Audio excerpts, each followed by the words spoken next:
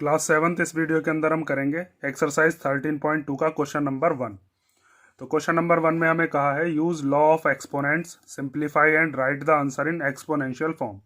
हमें एक्सपोनेंट्स के जो लॉज होते हैं उनका यूज़ करना है और ये जितने भी क्वेश्चन हैं इनको सिंप्लीफाई करके आंसर देना है एक्सपोनेंशियल फॉर्म में। मीन्स जो पावर होती है पावर की फॉर्म में ही हमें आंसर बताना है।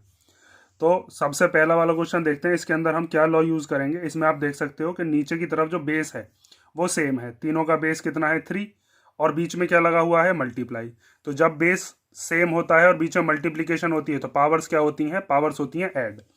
तो यहाँ पर हम कौन सा रूल यूज़ करने वाले हैं, एडिशन वाला। तो 3 की पावर हो जाएगी 2 + 4 + 8। कौन सा वाला रूल लगा रहे हैं हम यहाँ पर, ए की पावर m मल्टीप्लाई ए की पावर n अगर होता है तो हम लगाते हैं ए की पावर m + n। ठीक है, ये मैंने आपको लॉज ऑफ एक्सपोनेंट्स का जब इंट्रोडक्शन कराया था उसमें मैंने ये चीज़ बता रखी है, उसको जरूर देखना ध्यान से, तब फिर आपको ये एक्सरसाइज ईजी लगेगी। आगे देखते हैं। तो यहाँ पर 3 की पावर कितनी हो जाएगी, 2 और 4 को प्लस करेंगे तो 6 और 8 कितने हो जाएंगे 14। तो ये हो जाएगा 3 की पावर 14। ठीक है, देखो मैंने यहाँ पर ये आपको बताया भी था जब मैंने आपको लॉज ऑफ एक्सपोनेंट्स पढ़ाए थे, तो वहाँ पर फर्स्ट रूल जो था वो यही था। ठीक है, सेकंड देखते हैं हम। तो सेकंड के अंदर यहाँ पर आपको दिख रहा है 6 की पावर 15 डिवाइडेड बाय 6 की पावर 10। तो इसके अंदर आपको क्या करना है, बेस सेम है इसमें भी और लेकिन बीच में क्या आ रहा है डिवाइड। तो जब बीच में डिवाइड आता है तो पावर्स के बीच में क्या लगाना पड़ता है, माइनस। तो यहाँ पर आप इसको सॉल्यूशन जब करोगे तो पावर्स के बीच में क्या लगा दोगे, माइनस। इसमें कौन सा वाला रूल लगाया गया है कि अगर ए की पावर m है और उसको डिवाइड कर रहे हैं ए की पावर n से तो पावर्स क्या होती हैं आपस में, माइनस होती हैं। तो यहाँ पर 6 की पावर कितनी हो जाएगी, 6 की पावर आ जाएगी 5। जो सेकंड नंबर का रूल था, सेकंड नंबर का रूल यही बताता है। ठीक है, अब देखो थर्ड। तो थर्ड वाले पार्ट के अंदर यहाँ पर भी हमें a की पावर 3 दिया है, यहाँ पर a की पावर 2। मीन्स दोनों का बेस सेम है इसमें भी, तो इसमें पावर्स क्या हो जाएंगी, ऐड हो जाएंगी। तो इसमें आप क्या कर दोगे, a की पावर हो जाएगी 3 + 2। मीन्स a की पावर कितनी हो जाएगी 5। ठीक है, इसका रूल इसके सामने यहाँ पर लिख देंगे कि a की पावर m मल्टीप्लाई ए की पावर n।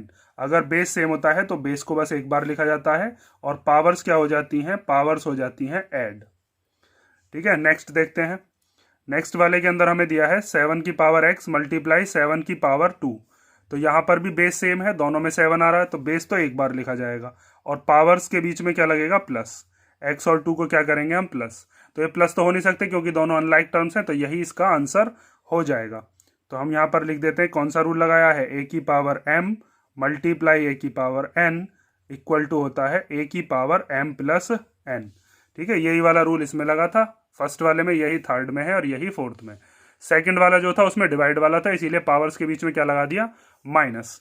ये हो गया आपके क्वेश्चन नंबर 1 के 4 पार्ट। हम देखते हैं फिफ्थ पार्ट। तो फिफ्थ वाले पार्ट में देखो इसमें दिया है 5 की पावर 2 और इस पूरे ब्रैकेट पर दे रखा है 3।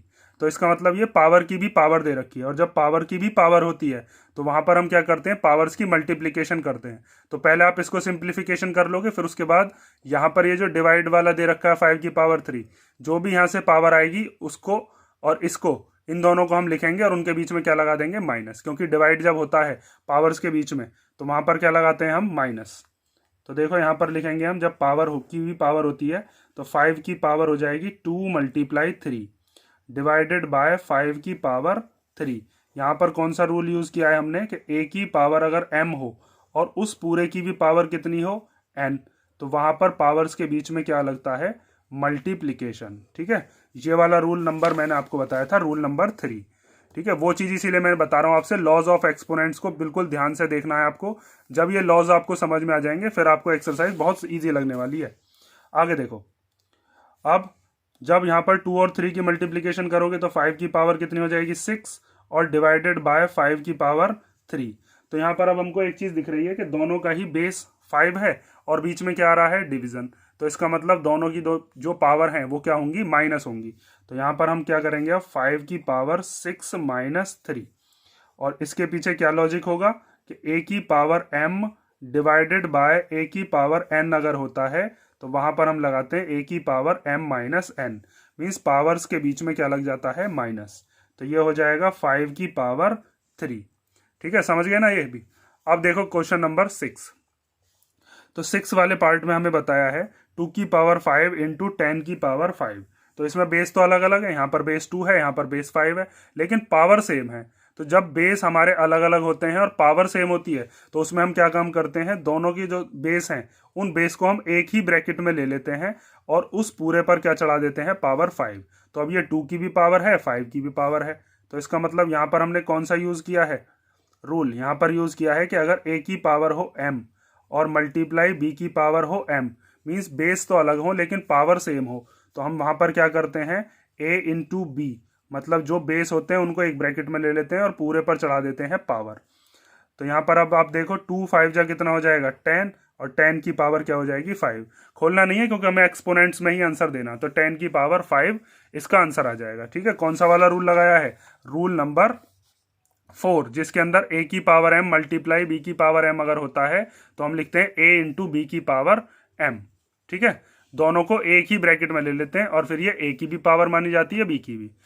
नेक्स्ट देखते हैं, अगले वाले में हमको दिया है a की पावर 4 मल्टीप्लाई b की पावर 4। तो इसमें भी बेस अलग अलग है लेकिन पावर दोनों की सेम है, यहाँ पर भी 4 है, यहाँ पर भी 4 है, तो इसमें भी बिल्कुल सेम ही रूल लगना है। हम क्या काम करेंगे, a और b को ले लेंगे एक ब्रैकेट के अंदर और उस पूरे पर क्या चढ़ा देंगे, पावर 4। अब ये a की भी पावर है, b की भी है, क्योंकि पूरे होल ब्रैकेट पर लगी हुई है ये, तो यहाँ पर भी यही रूल लगाया गया है। इस रूल को यहाँ पर हम लिख देंगे। रूल्स लिखते चलोगे तो आपको याद रहेंगे कि रूल्स हमने कौन सा लगाया है। तो a की पावर m मल्टीप्लाई b की पावर m इक्वल टू होता है a इंटू बी की पावर m। ठीक है, और जब a की b में मल्टीप्लीकेशन करते हैं तो क्या आ जाता है, a b आ जाता है। ठीक है, ये a और b के बीच में मल्टीप्लीकेशन ही है यहाँ पर भी, और इस पूरे की पावर क्या है 4। यहाँ पर भी छोड़ दोगे तो भी कोई दिक्कत नहीं है, इस तरीके से हम शो कर देते हैं। 8 वाला पार्ट देखो, 8 वाले में हमें दिया है 3 की पावर 4 और इस पूरे की भी पावर कितनी है फिर 3। तो जब पावर की पावर होती है तो पावर्स की आपस में क्या होती है, मल्टीप्लीकेशन, जो यहाँ पर अभी हमने किया भी था। 3 और 2 की आपस में क्या करती थी, मल्टीप्लाई की थी ना, तो ऐसे यहाँ पर ये जो पावर है 4 और ये वाली जो पावर है 3, इन दोनों की मल्टीप्लीकेशन कर देंगे। तो 3 की पावर 4 इंटू 3, कौन सा वाला रूल लगा रहे हैं इसके अंदर हम, a की पावर अगर m हो और इस पूरे की भी पावर क्या हो n, तो यहाँ पर पावर्स के बीच में क्या लग जाता है, मल्टीप्लीकेशन, मीन्स पावर्स हो जाती हैं आपस में मल्टीप्लाई। तो 3 की पावर कितनी हो जाएगी, 4 3 जा 12। ठीक है, ये इसके 8 पार्ट हो गए। अब हम देखते हैं नेक्स्ट 9 नंबर वाला जो पार्ट है। तो देखो 9th पार्ट में हमें दिया है 2 की पावर 20 डिवाइडेड बाय 2 की पावर 15 और फिर मल्टीप्लीकेशन करनी है 2 की पावर 3 से। तो पहले ब्रैकेट को सॉल्व करते हैं। ब्रैकेट के अंदर यहाँ पर बेस सेम है, दोनों का ही बेस कितना है 2 और पावर्स यहाँ पर 20 है, यहाँ पर 15 है, बीच में डिवाइड लगा हुआ है। तो कौन सा वाला रूल लगाएंगे, अब तक तो समझ गए होगे आप। इसमें लगेगा सेकंड नंबर वाला रूल, जब बेस सेम होता है तो पावर्स क्या हो जाती हैं, माइनस, अगर बीच में क्या दे रखा हो, डिवाइड। तो ये वाला ही रूल हम इसके अंदर लगाएंगे। इसको आप लिखोगे 2 की पावर 20 माइनस 15। ठीक है, और ये जो 2 की पावर 3 है इसको हम साइड में लिख लेंगे। अभी पहले तो हमने ब्रैकेट सॉल्व किया है ना, पावर्स के बीच में माइनस लगा दिया है, तो ये वाला रूल आप इसके आगे यहाँ पर लिख के दिखा दोगे कि a की power m divided by a की पावर n अगर होता है तो हम क्या लिख लेते हैं, a की पावर m माइनस n। ठीक है, अब आगे देखो, तो 20 में से 15 गए तो कितना बचेगा, 20 में से 15 गए तो बचा कितना 5। ठीक है, और यहाँ पर कितना है 2 की पावर 3। अब यहाँ पर देखो ये भी 2 है, 2 की पावर 5, यहाँ पर भी 2 है, इसकी पावर 3, मीन्स दोनों का बेस कैसा है, सेम। तो पावर्स के बीच में क्या लगेगा, प्लस, क्योंकि बीच में क्या दे रखा है, मल्टीप्लीकेशन। ये वाला रूल लगेगा, a की पावर m मल्टीप्लाई a की पावर n अगर होता है तो हम क्या लिखते हैं, a की पावर m प्लस n। तो यहाँ पर हम ऐसे ही कर देंगे इसको, 2 की पावर हो जाएगी 5 प्लस 3। तो यहाँ पर कौन सा रूल लगाया है, a की पावर m मल्टीप्लाई a की पावर n अगर होता है तो हम लिख देते हैं a की पावर m प्लस n। तो यहाँ पर अब 2 की पावर कितनी हो जाएगी, 5 और 3 आप जानते ही हो कितना हो जाएगा, 8।